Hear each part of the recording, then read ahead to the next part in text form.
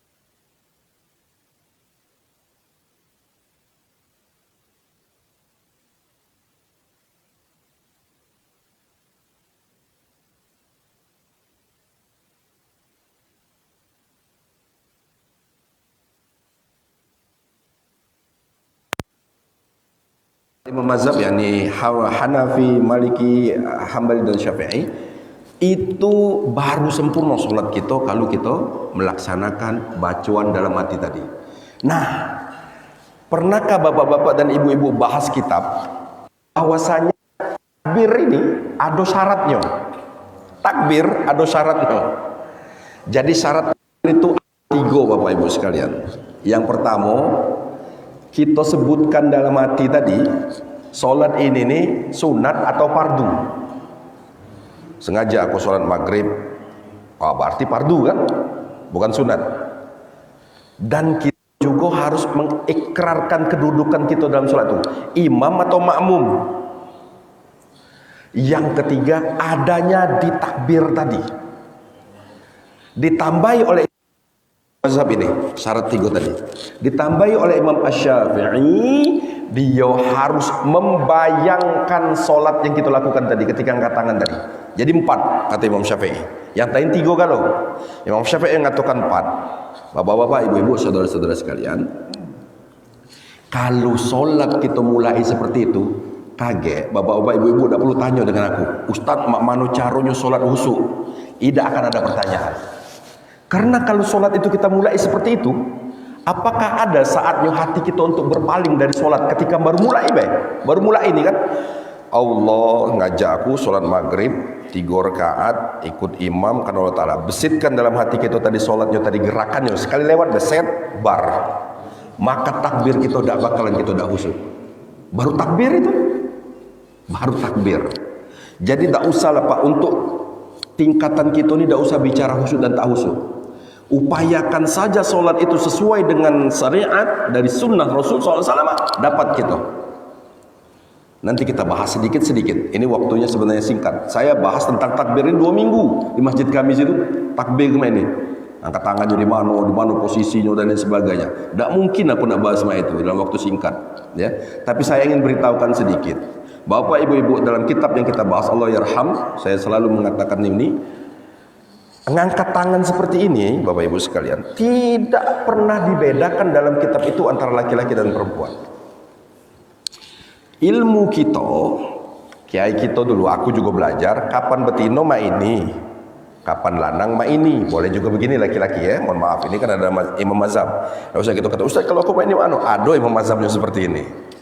Nah, Imam Asy-Syafi'i, saya bahas saja Imam Asy-Syafi'i. Imam Asy-Syafi'i mengatakan ujung jari kita ini berada di atas telinga sini. Dan upayakan tangan, telapak tangan kita ini ngadap ke depan. Usahakan juga sejajar dengan bahu kita. Jadi kalau ada sholat umma ini Pak, takbirnya sebenarnya begini yang betul. Dalam kajian kitab kita, mana Ustaz kalau ini boleh saja. Tapi usahakan telapak tangan ngadap kiblat, ujung jari kita ini sejajar dengan telinga, dan usahakanlah sejajar dengan bahu. Kalau ada yang seperti ini Pak, jangan kita katakan aneh orang itu, takbirnya seperti ini. Justru yang seperti ini yang betul. Aku pun tak baca ini. Saya biasanya seperti ini saja. Usahakan menghadap kiblat. Lalu ada jemaah bertanya, Ustaz, bagaimana dengan seperti ini? Imam Asy-Syafi'i memperbolehkan seperti ini, ada seperti ini, tapi Imam Hambali kebanyakan seperti ini, dia mengajak kita untuk takbiratul ihram. Lalu logika saya, logikaku tapi Pak ya, takbir kalau seperti ini sama dengan posisi kita sujud Pak. Ini logika aku, tapi barangkali Allah juga mengilhamkan ini kan. Kalau kita sujud seperti ini, maka sujud kita sama kan dengan takbir, itu kan Pak. Rai kita di sini, tangan kita di sini. Apa bedanya dengan ketika kita berdiri begini? Jadi kalau kita takbirnya seperti ini, maka idealnya sujud orang itu seperti itu juga. Ini logikaku. Tidak usah diturut logika ini. Kalau tidak ketik dalam kitab tadi. Tapi saya tidak pernah menyalahkan orang yang bertakbir seperti ini. Oke Pak ya. Nah, itu hanya untuk menggiring logika Bapak yang mana yang terbagus saja, bukan dalam kaidah usul fikih atau fikih yang kita bahas. Baik, seperti ini sudah. Bapak-bapak dan ibu-ibu, silakan nanti baca di YouTube saja tentang masalah posisi tangan. Atau banyak kan kiai-kiai kita bahas tentang posisi tangan 7 tempat dan lain sebagainya. Boleh di atas pusat, di ulu hati, ke dada, di bawah pusat sedikit, atau di diluruskan saja, itu tidak jadi masalah. Bolehkah kita takbir ini? Nah, laju bahas takbir aku palang ingat. Boleh Pak? Jawabannya boleh. Pernahkah kita bahas seperti ini? Imam Malik mengatakan takbir itu telapak tangan kita ke bumi, punggungnya ke pucuk. Jadi kalau ada yang seperti ini, dah usah salah ke. Ada imam mazhabnya. Adakah pernah kita menyalahkan? Tidak pernah. Bapak-bapak, ibu-ibu, sebenarnya yang kita bahas ini tidak seksi pelajaran ini. Karena kaget nyingok takbir dewek-dewek kayak kamu tuh kan, wong tuma itu. Jadi saya akan bingkai, jangan dulu nyalaku wong. Pelajaran ini jangan nyalakan wong, kita belajar sama-sama. Saya punya Fatihah tidak bagus, barangkali bagus kalian. Tapi aku belajar terus Fatihah. Saya mendapatkan ijazah Al-Fatihah dari keturunan dari Imam Al-Laisi di Mesir itu. Ya, saya pernah ke Mesir, baru balik 3 mingguan dari Mesir, karena anak aku sekolah di situ. Nah, saya terus belajar Pak Fatihah ini, walaupun Fatihah aku tak bagus barangkali. Lalu saya mendapatkan ijazah. Ketika ada seorang yang menjadi imam, dan menurut aku tidak sama dengan Fatihah yang kupelajari sebagai orang yang mendapatkan ijazah surah Al-Fatihah tadi. Kalau dapat ijazah kan berarti menyambung kepada Rasulullah, begitu kan? Dari dia guru sampai kepada Rasulullah, itu namanya ijazah tadi. Jadi bersanad Fatihah saya tuh. Lalu kalau aku dengarkan uang jadi imam, Fatihah dia tak bagus. Apakah aku tak nak mengikut dia Fatihah solat? Tidak bisa Pak. Lalu kemana aku nak berimaman dengan uang? Kalau saya berkatakan Fatihah aku hebat, misalnya aku merasa lebih hebat, bagaimana caranya saya mengendalikan hati saya untuk mengikuti orang tadi? Saya katakan, aku ikut baik keyakinan imam. Kalau imam dia berkeyakinan Fatihahnya itu bagus, maka saya ikuti saja. Kalau saya mau ideal, kau imam aku ya, kau lah dapat sanad belum Fatihah kau tadi? Lah nyambung kepada Nabi tak Fatihah kau? Susah gitu nak solat seperti itu Pak. Jadi pelaksanaan ibadah kita ikut keyakinan imam. Baik, saya lanjutkan lagi. Ini gerakan, tapi tidak masuk kepada rukun dan syarat. Bapak, rukun dan syarat itu bedanya tahu? Tadi takbir ini rukun. Rukun itu Pak masuk kepada perbuatan yang kita gawe ke. Itu namanya rukun. Jadi karena solat itu dilakukan, rukunnya adalah takbir, niat tadi masuk kepada takbir tadi, itu namanya rukun. Tapi kalau syarat tidak masuk, ini solat, ini syarat. Takbir adalah rukun, berarti masuk dalam ini tadi. Sujud masuk rukun, masuk sini tadi. Saya rukuk masuk rukun, masuk sini tadi. Nah ini syarat tidak masuk kepada solat tadi sebenarnya. Dia di luar dari perbuatan yang kita lakukan. Apa syarat solat? Wudu. Masuk tak? Tidak. Sebelum solat kan? Apa syarat solat? Ngadap kiblat. Masuk? Tidak. Apa syarat solat? Menutup aurat. Kan? Nah itu tidak masuk kepada ini, walaupun dia ada rangkaian. Tidak masuk kepada perbuatan. Ini syarat. Ini rukun tadi masuk. Itu beda syarat dan rukun. Baik bapak-bapak dan ibu-ibu, kita lanjutkan. Sekarang pelajaran kita tegak ini Pak. Tegak saja. Usahakan yang tidak masuk syarat dan rukun, kaki kita itu ngadapnya lurus ke kiblat. Kebiasaan kita kan udah sampai gitu pelajarannya, kaki kita nih ngadap ke kiri dan ke kanan. Ma itu kapan sholat? Ingatlah kamu, nyingok kaki dewek, jangan nyingok kaki wong. Mulai nilai wong tuh kapan nyingok kaki wong. Situ nah kaki kita tuh. Jadi lurus ke. Paling tidak ketika takbiratul ihram. Tegak berdiri di solat rakaat kedua mengiring lagi itu biasanya. Jangankan kita baru nak belajar sekarang nih Pak, aku nih nyingok kaki terus rakaat kedua terbiasa mata aku. Apalah tegak mata aku nyingok set lurus ke lagi. Lama ini lagi aku tak telur lurus kaki aku ketika solat rakaat kedua. Jadi usahakan lurus. Kaget kalau ada yang tidak mendio anak kita cucung kita omong ke cung lurus ke kaki kau. Cuman kalau di masjid ini kita jingok-jingok dulu, kita hati kita lah nyatu dengan kawan tadi omong ke, mendak nyatu janganlah kamu kata ke. Ribut kaget di masjid kita Pak Haji. Aku ngeri ini pelajaran ini. Baru sekali muncul di sini lah bahas yang beda-beda ini. Aku tadi nak bahas yang aman-aman Pak, misalnya zikir, taubat, baca Quran ya. Tenjuk aku nih kan lah minta anu Bapak Pak Haji kan Lo minta materi, aku nih baru balik dari umroh, sudah juga yang kubahas di masjid inilah. Lanjut bahas yang agak seram-seram dikit main ini kan, tapi tidak apa-apa. Nah, sikot lagi Pak yang penting. Solat ini jangan niat dulu imam. Hadis dari Abu Hurairah mengatakan, amma yakhsa ahadukum idza rafa'a ra'sahu qabla al-imam ay yaj'alallahu ra'sahu ra'sal himar au ala suratil himar. Hendaklah kamu takut kalau kamu sholat itu mendahului imam. Apabila kita mendahului imam, maka Allah akan menjadikan rupa kita itu, hadis Abu Hurairah, rupa kita kayak itu seperti rupa keledai. Agak terbalik-balik, keledai kedelai. Itu agak lemak kedelai itu. Keledai ini cak kudo. Cak kudo Bapak Ibu sekalian. Aku cuma ngatuk, sudahlah biasa baik jadi kudo. Begitu kan? Rai kudo tadi, tak boleh saru gitu. Cuman kapan kita maco buku kecil itu, telah aku lagi tapi kan. Bapak Ibu pernah dulu baca kan azab neraka, ngeri itu nyengok buku tuh, sampulnya lagi lidah panjang nak mati lah, berdarah-darah. Buku yang murah zaman dulu di Masjid Agung tuh kan, azab neraka. Di situ Pak ada cerita budak nyari umaknya, dikarenakan umaknya ada di neraka, akhirnya dia berusaha untuk ngajak umaknya ke surga. Di surga tidak ketemu, berarti neraka umaknya dicarinya kan. Nah pada saat itu ciren dia dengan umaknya tadi. Berarti kata aku umaknya ini bukan dalam rupa keledai tadi Pak. Jadi kapan kita ini nulu imam, misal kita tidak katik di surga, mudah-mudahan kita semuanya misal kita tidak katik di surga, mudah-mudahan kita semuanya masuk surga. Ada neraka dicari oleh cucung anak keturunan kita, mana lah yai tadi, teriaklah yai, oi cung aku nih yai kau, uji ya, bukan kau nih yai aku, pala kau pecah kudo, jadi kan. Nah jadi sepele soal hadis ini analisa aku lagi. Bisa jadi tidak ketemu kaget di akhirat kaget. Karena kepala kita berubah jadi keledai tadi, cucung anak. Jemaah ada ciren. Ya. Baik Bapak dan Ibu-ibu kita lanjutkan. Jadi jangan dahului.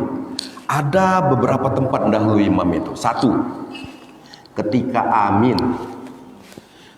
Amin Pak, sederhana Pak, ini kan baru ngomong ke amin Pak. Jadi hadis Rasulullah SAW, idza amanal imam fa amana makmum. Kalau imam mengucapkan amin, makmum mengucap amin. Berarti imam ini mengucap amin harus. Pak, ya waladdallin. Imam mengucapkan baru makmum mengucapkan amin. Jangan waladdallin, amin, tidak Pak. Itulah nulu imam itu. Dan imam harus jangan memberikan kesempatan makmum nului dia. Nah itu. Jadi bijak-bijaklah menjadi makmum, bijak-bijak pula jadi imam. Jangan waladolin. Ya memang tadi baru amin ujimam. Lah didahului oleh makmum. Sederhana pelajaran kita ini. Apakah ilmu baru? Tidak. Idza amanal imam fa amanal makmum. Yang ini cocok ini kapan imam tidak ngamin ke? Makmum dulu misalnya dia tahu dengan hadis ini Pak. Kapan imam amin baru amin katanya. Waladolin dia imam. Aduh kan imam tidak ada ngamin ke pulau itu kan. Dia nyuruh makmum Pak ya amin, dia tidak ada amin. Untung tidak ada dalam keadaan kampanye bahaya ini. Lah sudah kan kita pilpres ini kan sudah habis. Jadi idza amanal imam fa amanal makmum. Bapak-bapak, ibu-ibu, jangan amin dulu kecuali imam mengucapkan waladolin amin baru kita tunggu ke. Sekarang coba jengok di TV di rumah kita. Ada tak imam Masjidil Haram itu yang dia mengucapkan aminnya lama. Amin. Imamnya ya, bukan ngomong ke makmum. Amin. Tidak kan? Dengar ke baik. Waladolin amin ujimam. Jangan pula makmum nurut pula itu. Sebab imam ini tahu dia dengan ilmu fikih yang kita bahas sekarang. Dia harus nului dari makmum, nyudai duluan daripada makmum. Duluan, sudahnya juga duluan imam. Kalau imam saja, waladolinu amin kata imam, makmumlah selesai duluan. Berarti makmumlah dului pula di ujung tadi. Banyak luruan amin baik itu baru itu. Bapak-bapak, ibu-ibu. Nah, sekarang aku tanya, coba sami Allahu liman hamidah, apa yang kita baca? Rabbana walakal hamd. Ada yang lain? Mohon maaf kalau yang ada yang lain. Ada yang lain? Ngapo kamu jawab Rabbana walakal hamd? Aku tanya dulu. Itulah yang kami dapatkan. Sekarang ini TV digital ini kan ada kalau di rumah kita baca putar di Masjidil Haram. Walaupun tidak katik juga kita baca nyengok di YouTube gitu, di HP gitu kan. Rabbana walakal hamd. Kalau imam katakan sami Allahu liman hamidah, kamu katakan Rabbana walakal hamd. Apa itu salah? Betul. Itu pendapat Imam Hambali. Di Masjidin Nabawi, Mekah Madinah, paham mereka tuh Imam Hambali. Maka mereka mengatakan, lihat mukabbirus saut yang mengatakan sami Allahu liman hamidah, kaget kedengarkan Rabbana walakal hamd, karena mereka pendapat dari Imam Hambali. Bagaimana dengan tiga imam lainnya? Imam Hanafi, Imam Maliki, Imam Syafi'i. Dia mengatakan cak ini, idza hamidal imam fahamidal ma'mum.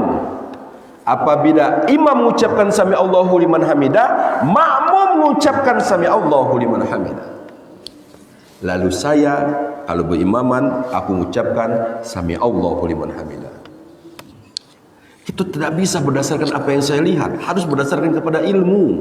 Bapak ibu-ibu. Baik, ngubah lagi dak aku? Tidak, ini sudah lama. Hadis ini sudah lama. Tidak ada yang baru di sini. Sesuatu yang sudah lama. Ada satu hal lagi yang galak kita duluan dari imam itu apa? Ketika salam. Assalamualaikum warahmatullahi wabarakatuh. Imam kadang-kadang lama Pak noleh ke kanan itu. Noleh ke sini kan, noleh ke kanan. Assalamualaikum warahmatullahi wabarakatuh. Uji imam kan? Makmum itu adalah selesai itu. Juga baik kamu. Kapan dia lama main ini? Assalamualaikum warahmatullahi wabarakatuh. Makmum pasti ada sudah selesai. Jingoklah baik kapan kita di belakang Masjid Agung, kita sholat Jumat itu. Ada Assalamualaikum warahmatullahi wabarakatuh. Nah, selesai dia. Imam belum selesai. Niat ini, ya kan di masyarakat. Tak usah kita nilai uang, tak usah. Sekali lagi tak usah nilai uang. Kita nilai bela dengan amal ibadah kita sendiri saja. Assalamualaikum warahmatullahi wabarakatuh. Assalamualaikum. Jadi mana caranya jadi imam? Kalau jadi imam cak. Kalau aku jadi imam, aku tidak dong ngasih kesempatan makmum untuk dului saya. Lalu saya katakan Assalamualaikum warahmatullahi wabarakatuh. Assalamualaikum warahmatullahi wabarakatuh. Dan Rasul memang tidak mengatakan wabarakatuhnya. Dia hanya Assalamualaikum warahmatullahi saja. Warahmatullahi. Hi wabarakatuh tidak dibaca. Kalaupun ada yang nak baca silakan. Tapi Rasul tidak baca. Ngapalah? Karena dia menurut aku ini takut didului tadi. Assalamualaikum warahmatullahi wabarakatuh. Assalamualaikum warahmatullahi wabarakatuh. Cek tak? Selesai.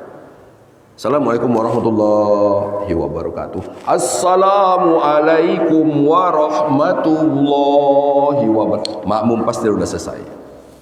Jadi kita jadi imam harus dalam keadaan bijaksana, makmum bijaksana. Bapak-bapak dan ibu-ibu, ada satu lagi bijaksana yang penting.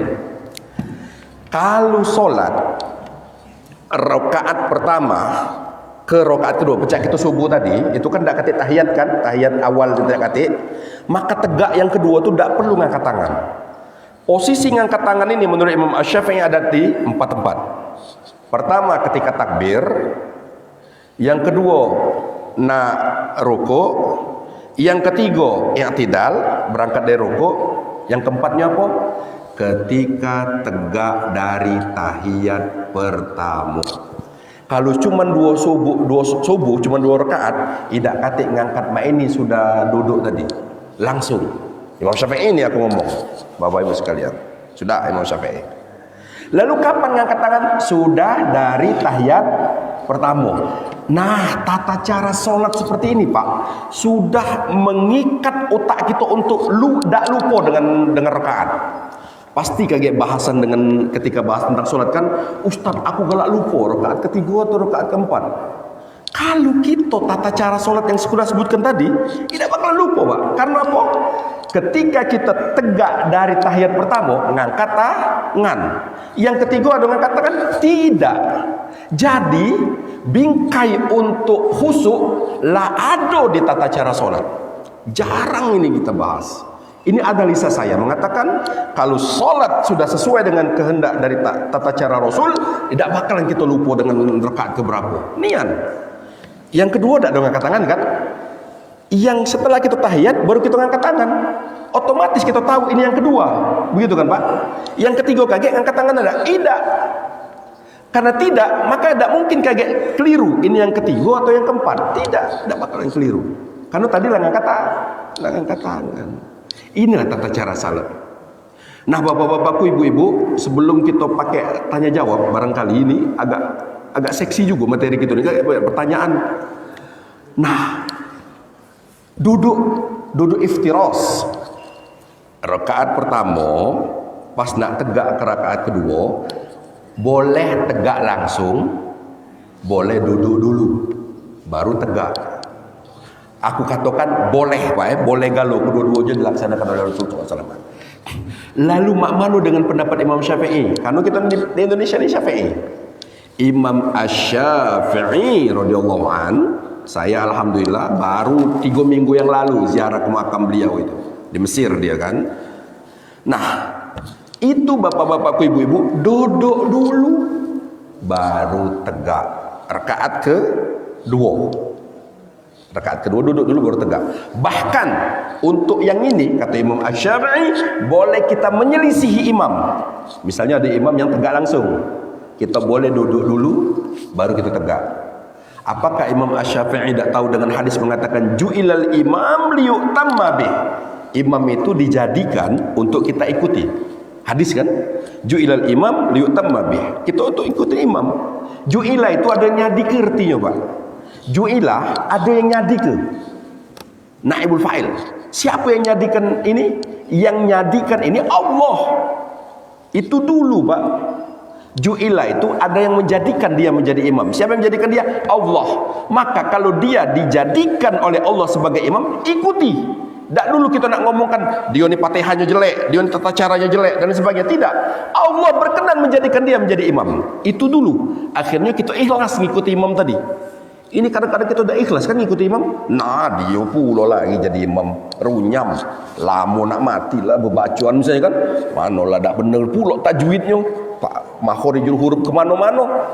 Siapa yang jadikan dia imam? Itu dulu bingkai otak kita harus kita sama-sama. Oh Allah yang jadikan dia imam. Ada banyak Pak jadwal kadang-kadang. Ya kan. Hari ini imam si A. Lah benar ini jadwal dia tadi. Tahu-tahu kaget A yang seharusnya jadi imam bagus tadi adalah barangkali uzur dan sebagainya untuk jadi imam tadi kan. Akhirnya jadi B ini yang jadi imam. No, B ini jika itu jadi imam. Akulah datang dari rumah ladas-ladas nak dia jadi imam tadi kan. Tahu-tahu B yang jadi imam. Itu bukan skenario B. Itu Allah yang jadikan dia. Itu dulu Pak. Nah pelajaran kita ini adalah pelajaran fikih.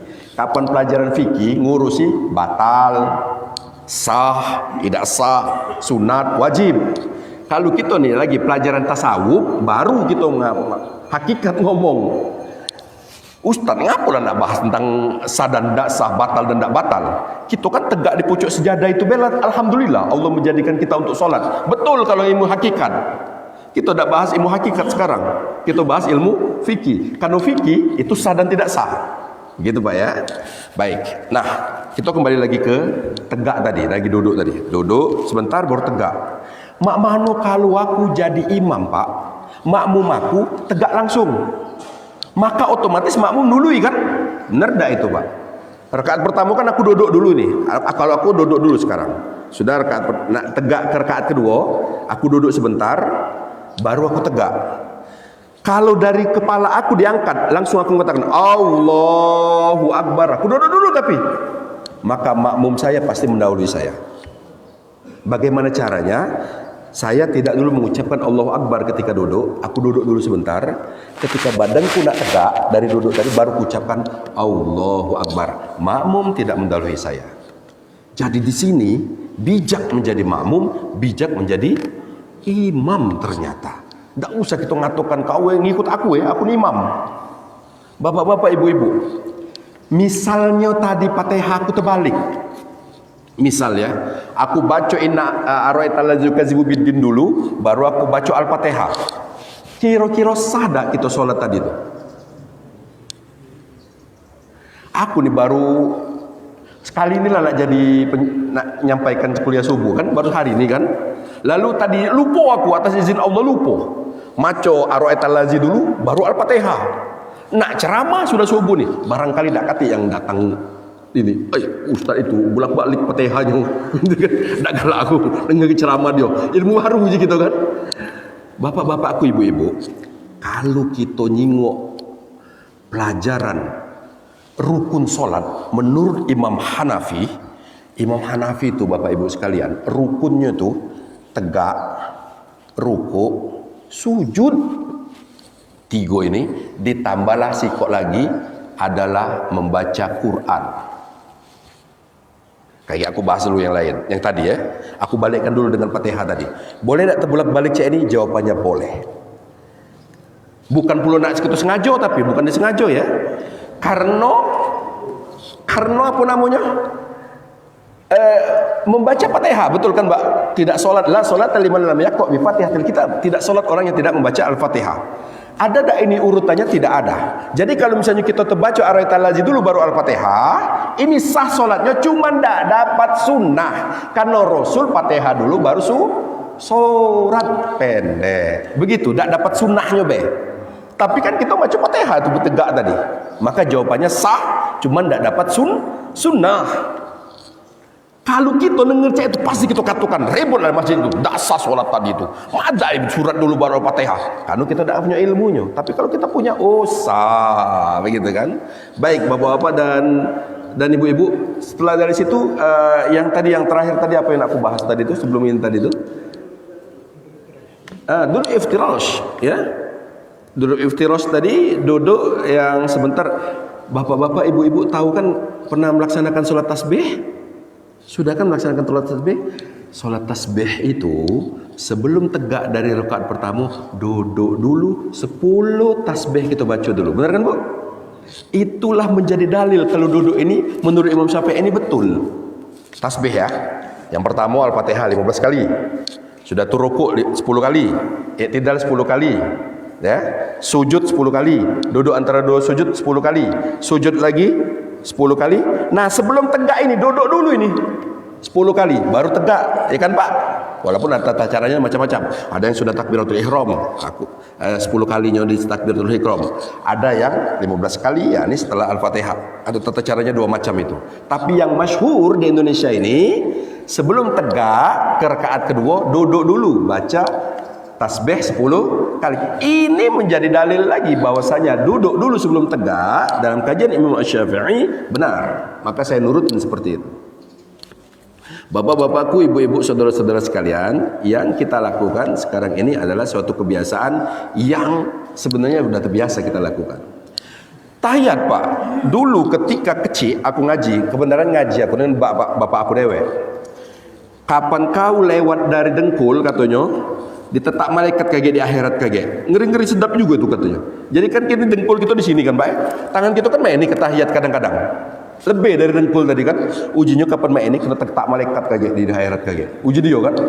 Lalu analisa kita sekarang ini ternyata ngapu nak main ini serut rato dengan dengkul ini agar ujung jari kita ini menghadap ke kiblat. Pertanyaan berikutnya, kayak gitu kasih waktu Pak ya, pertanyaan jawab tentang Fatihah Pak. Ini banyak sekali di YouTube dan lain sebagainya itu dibahas. Apakah kita baca Fatihah atau tidak ketika imam baca Fatihah? Ini kan seksi pelajaran ini. Kalau imam sudah membaca Al-Fatihah, apakah kita baca juga atau tidak? Menurut Imam Hanafi, kita tidak usah baca lagi. Karena kita ngikutin imam lah baca, kita tidak usah baca lagi. Imam Hanafi dulu, bukan pelajaran. Jangan mentah-mentah diterima Pak ya. Ini menurut Imam Hanafi. Lalu menurut Imam Syafi'i, imam sudah waladolin amin, kita baca Al-Fatihah. Ngapo? Karena tadi hadis, tidak solat orang yang tidak membaca Al-Fatihah. Kan? Jadi kita baca Al-Fatihah. Sedangkan menurut Imam Hambali, kapan kita membaca Al-Fatihah, imam baca Al-Fatihah, waladolin amin, imam berhenti sebentar, dia nak baca surat pendek. Nah, saat berhenti itu kita baca Fatihah. Bismillahirrahmanirrahim, alhamdulillahirrahmanirrahim. Imam bismillahirrahmanirrahim, inna a'tayna, berhenti kita stop. Jangan dilanjutkan lagi Fatihah kita tadi. Itu pendapat Imam Hambali. Jadi dibaca, kalau imam lah baca surat pendek, stop ke Fatihah kita tadi. Itu Imam Hambali. Lalu yang mana kita pakai? Saya setuju dengan Imam Asy-Syafi'i. Baca Al-Fatihah tadi. Ya. Apakah Fatihah ini masuk rukun, Pak? Coba aku tanya. Masuk kan rukun kan? Apakah Fatihah ini masuk rukun menurut pendapat Imam Hambali? Tidak. Al-Fatihah menurut Imam Hambali itu masuk kepada sunnah, tidak masuk kepada rukun. Lalu jingok baik di YouTube. Jingok baik di YouTube, Pak. Ada wong solatnya cepat, solat tarawih 20 rakaat cuma dalam jangka waktu 12 menit. Ada kan? Allahu Akbar, Allahu Akbar, dolin, amin, Allahu Akbar, Allahu Akbar, Allahu Akbar. Ada? Apa yang bapak-bapak, ibu-ibu pikirkan? Solat itu tak sah. Tidak katik tomak ninanya, tidak katik saat-saat untuk tenangnya, rukuknya rukuk nian, sujudnya sujud nian. Pasti seperti itu yang bapak-bapak ibu pikirkan. Walaupun aku tidak setuju dengan solat seperti itu, tapi kalau kita bahas ini dengan ilmu, saya tetap mengatakan solat itu sah. Saya, barangkali se-Indonesia aku dewean. Karena bapak-bapak ibu pasti ngatukan itulah. Apa dia solat cepat nama tidak katik tomak ninanya. Lalu jadi dosa kita gara-gara YouTube tadi. Yang pertama, uang itu udah ratusan tahun solatnya seperti itu.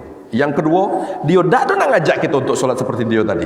Itu komunitas dia saja, di pondok itu saja. Berhubung sekarang di dunia YouTube, nyebarlah itu, begitu kan? Aku bahas, iyo nih, Imam Hanafi itu cuma 3 baik. Rukun itu kan artinya tidak pacak ditinggalkan, baik. Harus ini. Kalau ditinggalkan batal solatnya, bukan tidak sah, batal. Nah, katanya cuma tegak, rukuk, sujud. Bacaan solat, bacaan Al-Quran ditambah lagi Hambali. Bisa jadi kata aku di pondok itu dia berpaham Imam Hambali. Berarti kata aku ilmu wong itulah tinggi. Kita kan selama ini cuma ngatuk ke nak tomak nina, nak ma ini. Jadi ku katakan dengan jemaah kami di masjid kami, Pak, aku dak kate rasanya untuk ngatu-ngatuin. Apabila ada hal-hal baru dengan solat kamu ini, maka katakanlah pada dirimu, ilmuku belum sampai. Baru aja kalau lebih lemah aja itu. Jangan ngatoi dulu, jangan diisi dengan ngomong jangan diisi dulu dengan ngatoi, tapi katakan dulu, ilmuku barangkali tak sampai ke situ. Jangan ngatoi dulu, Pak. Yang seperti ini, ya. Baik, saya akan buka pertanyaan. Silakan bapak-bapak dan ibu-ibu, kalau ada yang ingin kita bahas tentang masalah solat yang kita laksanakan ini, ya. Demikian dulu pengantarnya. Mengapa kita membahas tentang masalah solat? Hadis dari Abu Hurairah radhiyallahu an, bahwasanya Rasul SAW bersabda, awwalu ma yuhasabu bihil abdu yaumil qiyamah as-shalah. Yang pertama sekali dihisab di hari akhirat nanti adalah solat kita. Wa in saluhat saluha sa'iru amalih. Kalau kita solat maka baguslah seluruh amal kita. Wa in fasadat fasada sa'iru amalih. Kalau rusak, rusaklah seluruh amal kita. Nah, bapak-bapak dan ibu-ibu, silakan kalau ada yang ingin kita bahas. Silakan.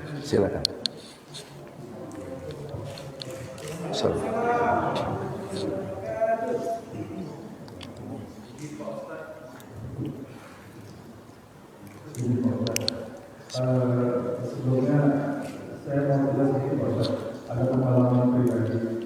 Jadi saya pernah mengalami perjalanan jauh untuk saya. Jadi pada saat itu bertepatan dengan sholat zuhur. Jadi pada kita tahu di situ ada musola.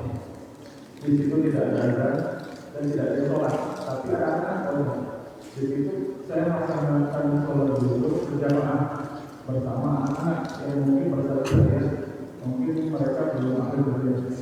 Itu bagaimana status sholat berjamaah, apakah sah apakah ada tertentu dengan mungkin kita dapat Assalamualaikum warahmatullahi wabarakatuh. Satu ini saja dulu atau kita lanjutkan dulu. Bapak-bapak, saya kembangkan pertanyaan Bapak tadi. Terima kasih sudah diingatkan. Selain kita sholat berjamaah, kita juga membicarakan apakah budak kecil ketika sholat itu memutuskan shaf. Telaah sementara, pastilah orang melihat kepada najis dulu. Budak kecil ini karena dia belum bersunat uji kita, maka melekatlah najis, mohon maaf, di badan si anak tadi. Begitu dulu kan? Yang pertama pasti yang itulah kita bahas. Kalau kita berpendapat Imam Asy-Syafi'i, Pak, budak kecil tidak memutus shaf. Budak kecil tidak memutus shaf. Dan ini bagus kalau kita berpaham ini. Sehingga budak kecil itu tidak kita tempatkan di posisi yang seolah-olah nganggu sholat berjamaah kita. Kita kan dan bijaksananya kalau kita dengan budak kecil anak kita pilihlah memang posisi pinggir. Jadi paling aman itu, Pak. Dan kalau kita berkata ini wong tua galau di belakang depan ini gitu kan, kamu kaget tegak di sini, putus sop kami. Kumpullah kamu di belakang galau-galau budak kecil itu. Dia apalah terkumpul, bukan semayang. Main cengkling budak belakang situ. Ya. Nado tali main karet di situ. Bapak-bapak, artinya kalau kita berpendapat dengan Imam Syafi'i, aman sholat kita tadi. Ajak anak kita pinggir berak sholatnya nak. Jadi aman kan? Yang berpendapat putus sop tadi aman itu akhirnya. Tapi kalau kita letakkan dia galau-galau di pucuk situ, ngelubuk pucuk itu, Pak. Tahu ngelubuk ya? Maka yo iwak dalam apa serkap itu kan, gelabak gelubuk nangkapnya serkap. Pak Haji dari mana Ustaz Jaku? Dari OI, mak aku. Cuman besarnya di Palembang, ya. Tanjung Batu, orang diri gitu. Ya. Baik bapak dan ibu-ibu, bagaimana dengan seperti itu? Untuk masalah berimaman dengan anak kecil atau budak kecil yang kita jadikan imam. Budak ini bagus bacaannya dan lain sebagainya. Kita nih ngerasa kita kurang, dia yang kita jadikan imam. Lebih parah lagi kan dari pertanyaan tadi. Maka kalau kita berpaham seperti yang tadi tidak memutuskan sholat, itu bisa saja. Dan itu terhitung sebagai sholat yang berjamaah. Tidak juga kita sengaja untuk dengan budak tadi kan. Aku nak galak dengan orang tua, aku nak budak kecil. Sini budak kecil, aku nak dengan kau berimaman. Gara-gara yang ini tadi kan tidak juga. Itu namanya insidental ya. Ada kasuistik ya nih. Kita sebagai imam kebenaran budak kecil sah berjamaahnya. Mungkin ada lagi yang lain.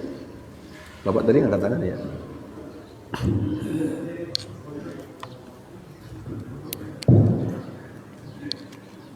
Dalam sholat berjamaah itu yang rekatnya dimaksud Isa itu kan cepat membaca Al-Fatihah makmum dengan imam itu kadang-kadang imam itu lebih cepat. Makmum itu baca Al-Fatihah karena Oh ya. itu biar dapat apakah kita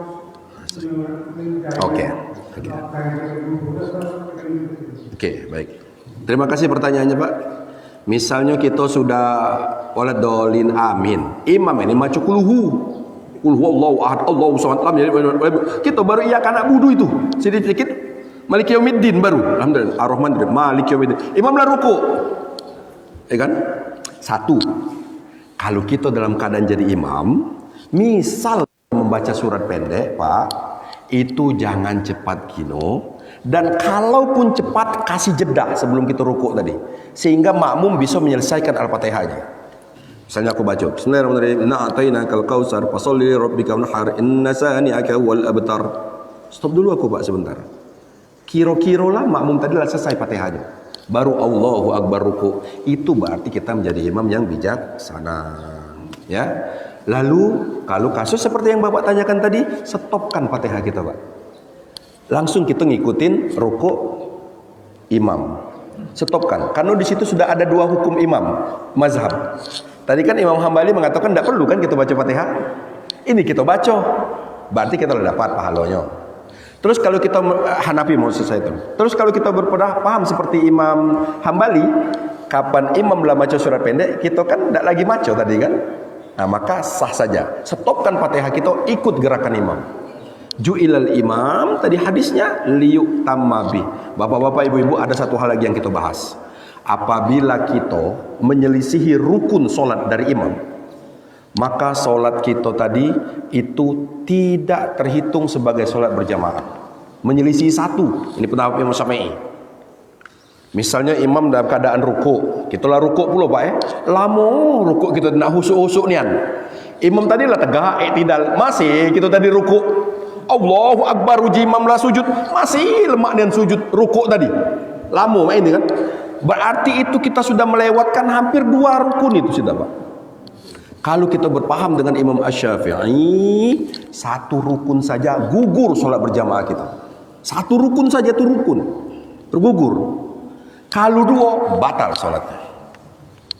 Ya, nah hati-hati itu. Nah bapak-bapakku, ibu-ibu, kalau tidak ada pertanyaan, saya akan lanjutkan dulu pelajaran kita. Kayak baru pikir-pikir lagi pertanyaan yang apa. Ini penting. Imam, menurut Imam Jubair radhiyallahu an, itu adalah juru bicara kita yang kita tunjuk kepada Allah Subhanahu wa taala. Kondangan lah cekto yang pacak ngomong kita jadikan kata sambutan. Bener kan Pak? Tak kenado kita nyuruh wong yang tetak-tetak ngomong untuk jadi kata sambutan kita. Malu lah kita jadi tuan rumah. Pasti kita milih wong yang paling pacak ngomong di antara kampung kita tadi untuk dijadikan juru bicara kalau kata sambutan. Betul kan Pak ya? Betul gue kira ini. Tak usah, pasti tak ketik beda pendapat bapak-bapak. Kita kan bukan 4 imam mazhab juga kan. Nah, mak mano lagi kalau sholat. Tentulah kita mencari orang yang menjadi juru bicara kita itu yang bagus. Begitu kan? Makanya tata cara sholat itu memang ada. Tapi kalau kita nak seperti itu, kadang-kadang Pak, masjid itu jadi sepi. Dia terus imam, malak, gitu kan? Mano panjang, misalnya kan? Aku gak tanya dengan makmum, kamu nih senanglah panjang apa pendek? Pendek, serentak itu. Sholat tarawih, kamu senanglah baca surat panjang apa pendek? Itu kur sama-sama. Pendek itu nget sama galau ya. Kalau kita buat survei Pak ya, jadi makmum kadang-kadang tuh tak pasti nak nyinggung hati imam. Cuman kan berhubung kita ni kita uji ustaz tadi Allah yang jadikan dia imam, mau tak mau melok la ilaha illallah panjangnya, la ilaha illallah dengkul aku, la ilaha illallah, ya ilaha illallah hujan pula ya Allah jemuran aku, nah sudah panjang kali lebar. Coba kalau jadi makmum itu Pak, ikhlas-ikhlas benar, nak mana kita? Mau tak mau ngikutin imam kan bacaan dia? Sudahlah, aku nak cepat juga tak baca nak cepat, aku nak lambat juga tak baca nak lambat. Lagi melok ini yo. Sudahlah, ikhlas-ikhlas benar kita. Kapan sudahnya berijolah kelempang aku tadi, ya? Jadi kerupuk kelempang lagi dijemurkan hujan, pecah 1000 kapan panas.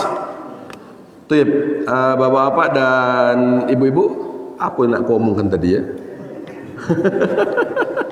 Ya, kalau ada pertanyaan, kalau ada pertanyaan lagi, saya silakan Ibu.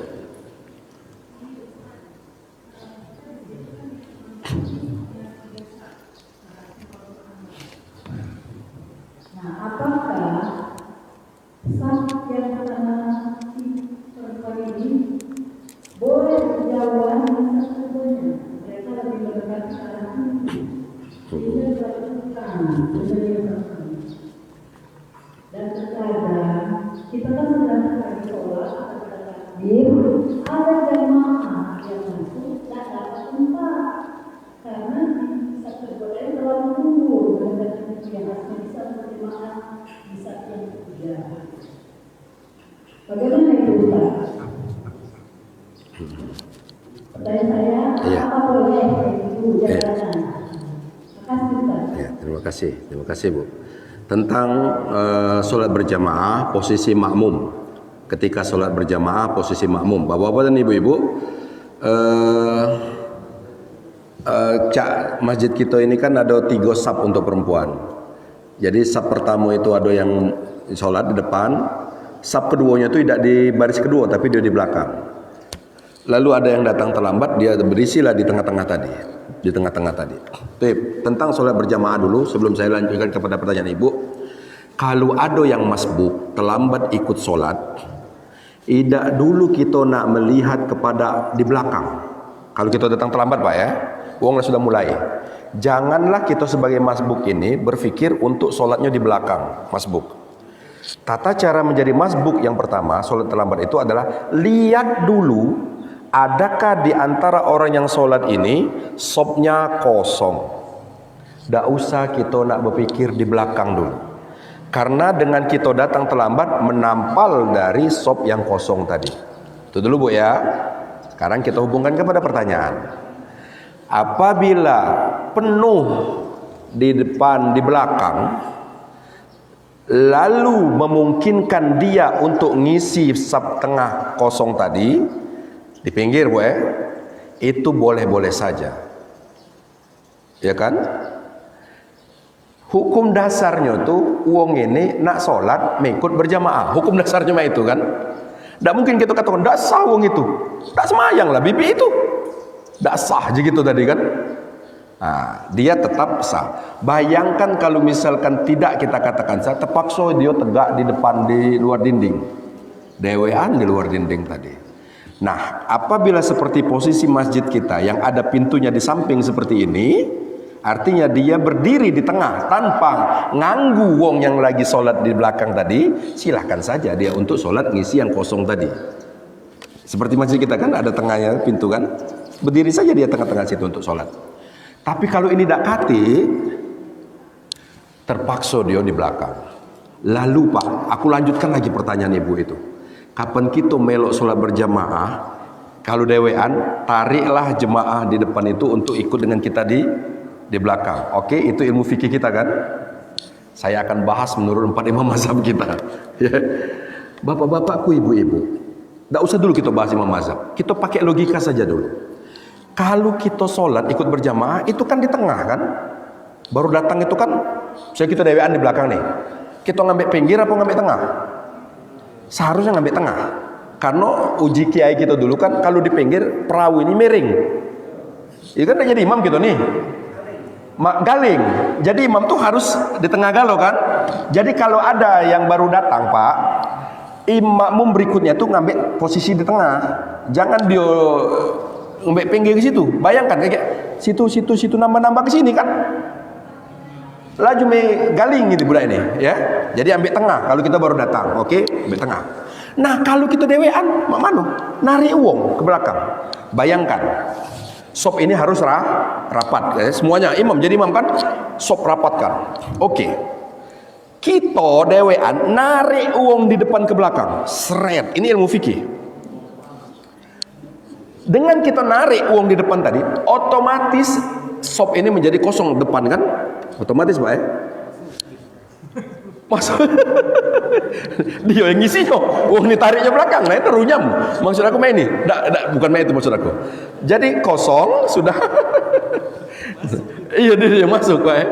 Dia tarik, lah dari belakang, uang dari belakang, dia yang masuk situ. Wah nonyo aku rewean belakang ini. Bapak-bapak, ibu-ibu, aku lanjutkan dulu. Sudah seperti ini kejadiannya, tarik. Nah dengan dia maksud dia di belakang tadi, itu otomatis orang yang di depan tadi kan karena kosong ngerapat galau kan, ngerapat, baik ngerapat ke kiri, ngerapat kan, bergerak galau dah akhirnya satu barisan tadi, bergerak galau kan, bergerak galau, karena dia nak ngerapatkan yang kita tarik tadi. Kira-kira menurut bapak, baguslah kita narik ke belakang wong siko ini, atau biarlah kita dewean bae, sehingga jemaah yang lagi husuk di depan ini tak terganggu. Ilmu fikihnya seperti itu Pak ya. Saya kalau berpendapat seperti Imam Asy-Syafi'i, tidak Pak dia nyuruh itu seperti itu, biarkan saja sendirian. Bapak-bapak pernah berangkat umroh dan haji kan, pernah semua. Ketika ada yang lagi dewean, memang harus dia dewean dewean, dia ada angkat uang dari belakang tuh nyet tariknya. Nah kalau tahu pula bener Pak Haji, nah ujinya tak nah tarik berempang. Bapak-bapak, ibu-ibu, kalaupun dia tahu, sekarang kita lah tahu di masjid nih. Kalau saya lebih sepakatlah tidak mengganggu orang yang lagi khusyuk beribadah di depan. Kalau saya ya, kalau ilmu fikih kita mengatakan tarik kan, mau siapa yang tidak? Boleh saja di belakang, di samping. Oh ilmu baru dah ini kuajarkan? Tidak. Banyaklah pecahnya toleransi ilmu fikih kita nih kan. Maka Pak, dengan keluasan ilmu fikih yang ada sekarang ini, jangan mudah untuk nyalah ke ibadah wong.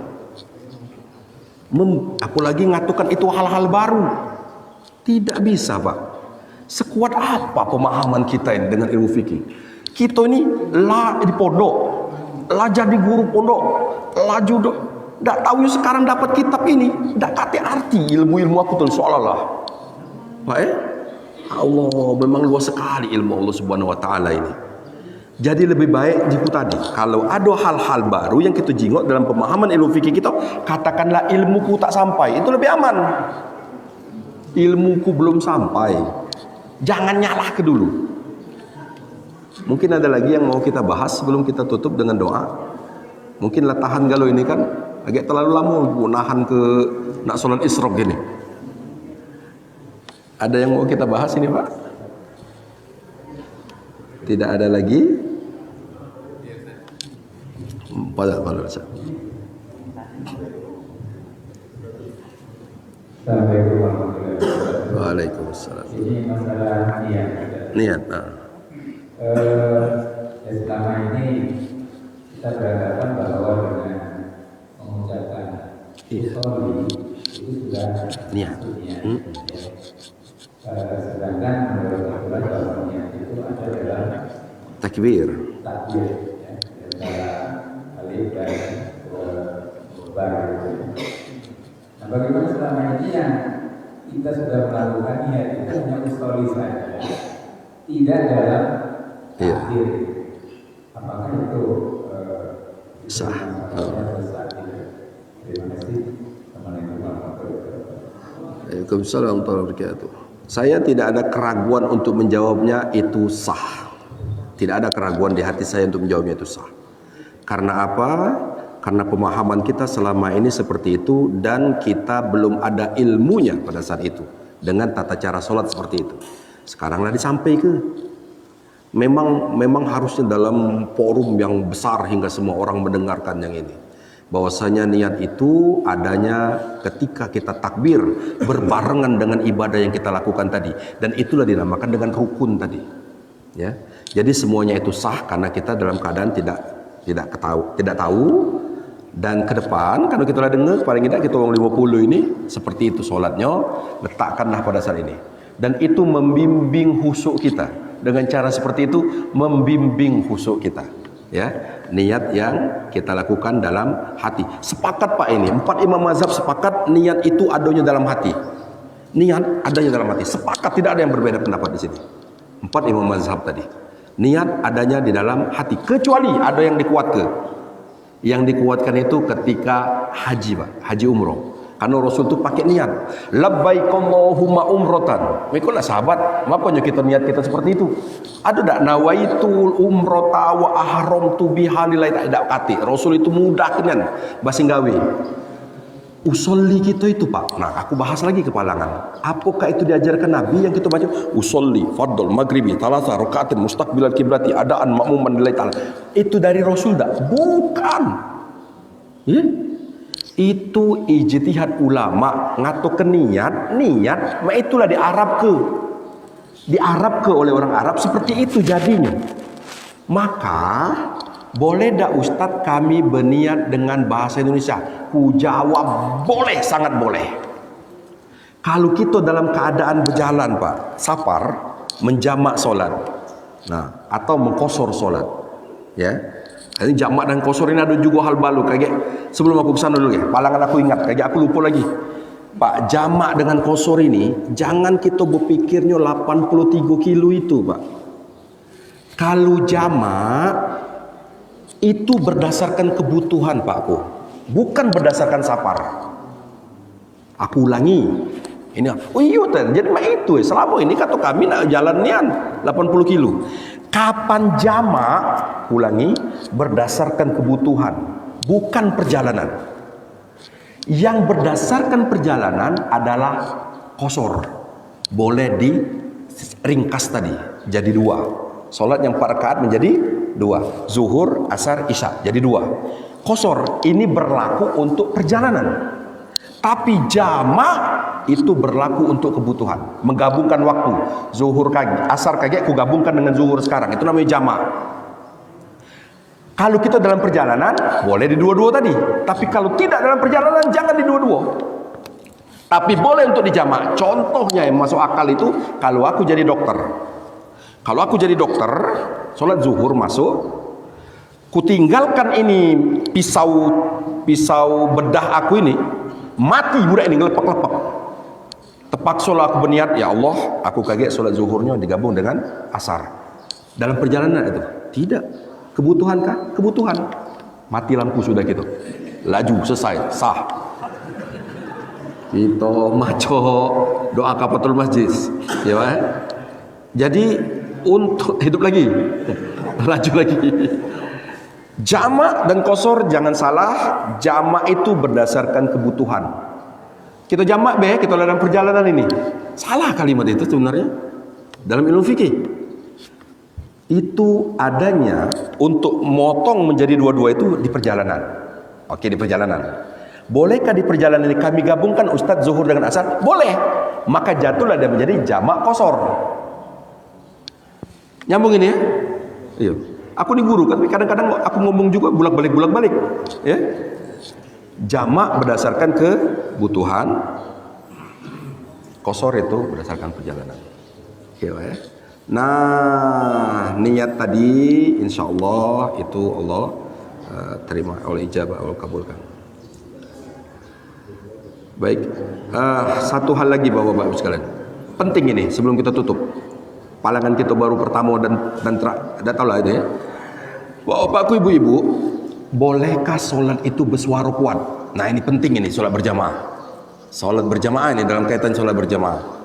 Aduh Pak, makin mic ini di para mulut, makin ladas dia kuat-kuat. Aku tidak ada ngomongkan orang lain, mohon maaf kalau di masjid ada. Mohon maaf, karena aku tidak ada jemaah sini, saya nak bicara saja. Tapi pun kalau ada jangan ngatoi wong. Makin mic di sini, bismillah, alhamdulillah. Sholat, misalnya sholat zuhur asar, at-tahiyat, mubarakatuh, toib, asyhadu an la ilaha illallah. Kuat ini Pak, kuat kedengaran oleh makmum kan, mau tak mau karena di sini. Coba bapak-bapak, ibu-ibu buka di YouTube, ada tak Imam Masjidil Haram Masjid Nabawi itu kuat-kuat itu dalam bacaan itu? Jawabannya tidak ada. Karena dia tahu suara dia ini berkembang seluruh Mekah itu. Dan makmum punya bacaan tersendiri. Kalau imam kuat-kuat itu nganggu makmum tak? Jawabannya nganggu. Ilmu fikih kita mengatakan gini. Imam Syafi'i ini, saya setuju ini. Apabila kita sholat, paling tidak bacaan kita itu terdengar ke telinga kita, benar kan? Lambat-lambat terdengar ke telinga kita. Kalau kita berimaman, ada telinga tak samping telinga kita nih? Ada Pak, telinga kawan kita samping ini. Ada kan? Kalau kita baca bismillah, alhamdulillah. Uang ini kita ganggu tak dengan bacaan kita tuh? Logika saja dulu lah, ya kan? Aku tidak nyalakan pendapat Imam Syafi'i dulu. Karena ada imam lain, Imam Hambali. Imam Hanafi. Imam Hanafi ngato ke tidak boleh bersuara kuat Pak. Bahkan dikatakannya mohon maaf batal dan ngado-ngado. Suara kuat. Nganggu Pak, kecuali kalau kita sepakat. Wahai jemaah Masjid Al-Hakim, kapan imam sudah walad dolin amin, Fatihah kita sama-sama agak kuat-kuat dikit ya di telinga kita masing-masing, lemah. Jadi tidak kata yang dominan suaranya, wung itu baik kan? Cuman di antara kita makmumin ada si kok wung yang kuat. Bismillahirrahmanirrahim. Alhamdulillah. Imam lagi maco inna ataina kal kausar. Wasallallahu alaihi alhamdulillah. Walad iya kana budu ek. Nah, imam budak belakang itu kacau loh kak baca gitu ya. Nganggu Pak menurut aku. Dan untuk yang ini saya sepakat dengan Imam Hanafi. Ada imamnya ya, bukan aku macam-macam. Imam Hanafi. Tapi kalau bapak-bapak tetap berpendapat Imam Syafi'i silakan. Yang nak kuat-kuat kedengaran tadi. Ini kan ilmu kita yang selama ini. Itu pendapat Imam Syafi'i, yakni suara kita kedengaran ke telinga kita. Tapi kalau pendapat Imam Hanafi, silent baik, lambat-lambat baik. Kecuali takbir pertama, Allahu Akbar, dan nak kuat, ya. Karena takbiratul ihram masuk rukun tadi kan, bolehlah itu. Tapi yang lain itu ada tata caranya? Tidak Pak. Ya. Nah tentang niat tadi, Mohon maaf, saya kembali lagi tadi. Niat itu Rasul ngajarkan tidak tata cara seperti itu? Jawabannya tidak. Rasul mengatakan seluruh amal ibadah innamal a'malu binniyat wa innamal likulli imri'in ma nawa. Fan kana hijratuhu lidunya yusibha aw imra'atin tankiha fa hijratuhu ila ma hajara ilaiha. Amal ibadah itu tergantung kepada niatnya. Semuanya tahu dengan seperti itu. Tapi Imam Hanafi tidak mendudukkan niat sebagai rukun. Apakah Imam Hanafi tidak tahu dengan hadis ini? Pasti tahu. Bahkan dia tuh umur Imam Hanafi itu deketi dengan para sahabat, Pak.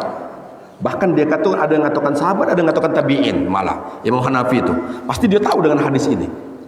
Rasul tidak pernah ngajarkan, wahai sahabatku, ngadap balik, usolli fardol maghribi, tidak pernah. Tidak pernah diajarkan. Itu ijtihad ulama untuk membahas tentang masalah teks dari niat tadi. Jadi tidak usah nak salah ke Indonesia sah. Ada jemaah anaknya Ustaz, kalau aku pakai bahasa dusun sah kataku. Kiai kita dulu kadang kata ke tidak usah belajar bahasa kafir. Tidak usah belajar bahasa kafir. Yang mana jago bahasa kafir tu? Bahasa Inggris tak tahu je. Jigo. Bahasa Inggris kata bahasa kafir. Pak, wong Inggris itu pacak ngomong bahasa Inggris itu dari Allah. Ya kan? Berarti wong Inggris itu Tuhan kalau itu. Dia pacak muat bahasa. Padahal bahasa itu dari Allah. Jangan Pak ngatakan itu. Oleh karena itu maka kalau ada yang berniat pakai bahasa sekayu sah. Nah tak tahu lah. Aku nak pacak bahasanya. Misalnya Pak sah-sah baik itu. Aku juga orang dusun kan. Pak murid aku sebentar lagi 6:30. Murid aku Pak aku suruh aku Pak kemarin itu nyuruh siswaku untuk baca bacaan solat jenazah lengkap. Tidak, Allah maghfir lahu warhamhu wa'afihi wa'fu anhu. Kayak gurunya datang kepada aku, Ustaz, boleh tak sampai di situ baik? Allah maghfir lahu warhamhu wa'afihi wa'fu anhu. Tak usah kata aku. Sampai akhir. Wa akrim nuzulahu wa simadahul wisilu bil ma'i wasalji wal baradi sampai dengan akhir. Itulah guna sekolah di madrasah. Kalau sampai mak itu baik, ya sama baik dengan yang lain. Dan pakso budak ini. Dengan kita pakso mak itu, maka dia menjadi pacak. Begitu Pak ya?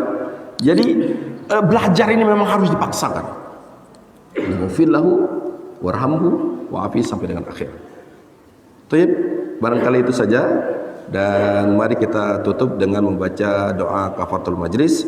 Subhanakallahumma wa bihamdika asyhadu an la ilaha illa anta astaghfiruka wa atubu ilaik. Dan mari kita tutup dulu dengan doa sama-sama Pak untuk mengambil keberkahan dari majelis kita ini. Karena majelis ini adalah majelis yang luar biasa. Menghadiri majelis ilmu itu tidak syarat menjadi orang alim. Menghadiri majelis taklim ini tidak syaratnya menjadi orang yang hijrah. Menghadiri ini duduk baik Pak. Hadis dari Abu Hurairah, laju kemana lagi aku nak ngomong lagi nih. Hadis dari Abu Hurairah berkata gini Pak, As-sami'tu an salasa. As-sami'tum an salasa, kamu pernah dengar tak tentang tiga wong? Sikok wong menghadiri majlis taklim karena memang dia nak duduk di sini nian. Sikok lagi dia duduk karena tak lemak dengan kawan dia. Dia ajak, "Oi, kau ni duduk situ majlis taklim." Sikoknya lagi balik. Kata Rasul tentang tiga ikut ini. Hadis Abu Hurairah.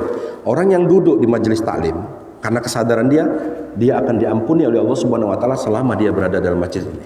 Mudah-mudahan kita diampuni oleh Allah Subhanahu wa taala. Lalu yang kedua tadi, yang tak lemak-lemak baik tadi, dia pun mendapatkan ampunan dari Allah Subhanahu wa taala karena dia duduk bersama dengan orang-orang yang diampuni oleh Allah Subhanahu wa taala. Maka orang itu pun akan mendapat ampunan. Yang ketiga tidak dapat apa-apa. Maka kita harus banyak-banyak doa. A'udzubillahi minasyaitonirrajim. Bismillahirrahmanirrahim.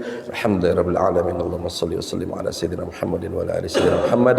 Allahumma ij'al tajammu'ana hadha tajammu'an marhumah waj'al tafarruqana min ba'dihi tafarruqan mubarakan ma'sumah. Allahumma la tada' lana fi maqamina hadha dhanban illa ghafarta wa la 'aiban illa satarta wa la hamman illa farajta wa la mu'siran illa yassarta wa la daynan illa qadaita wa la maridan illa safaita wa la mayyitan illa rahimta wa la hajat hajatan min hawaij dunya wal akhirah illa hiya laka ridan wa yassartaha ya arhamar rahimin. Allahumma inna na'udzubika minal hammi wal hazan, na'udzubika minal ajzi wal kasal, na'udzubika minal jubni wal bukhal, wa na'udzubika min ghalabati ad-dayn wa qahri ar-rijal. Allahumma habbib ilayna al-iman wa zayyinhu fi qulubina. Allahumma arzuqna hubbaka wa hubba man ahabbaka wa hubba ma yuqarribuna ila hubbik ya wadud wa ya maqsud wa ya dzal karami wal jud. Rabbana atina fid dunya hasanah wa fil akhirati hasanah wa qina adzaban nar. Sallallahu Muhammadin nabiyil ummi wa alihi wasallam walhamdulillahi rabbil alamin. Taqabbalallahu minkum.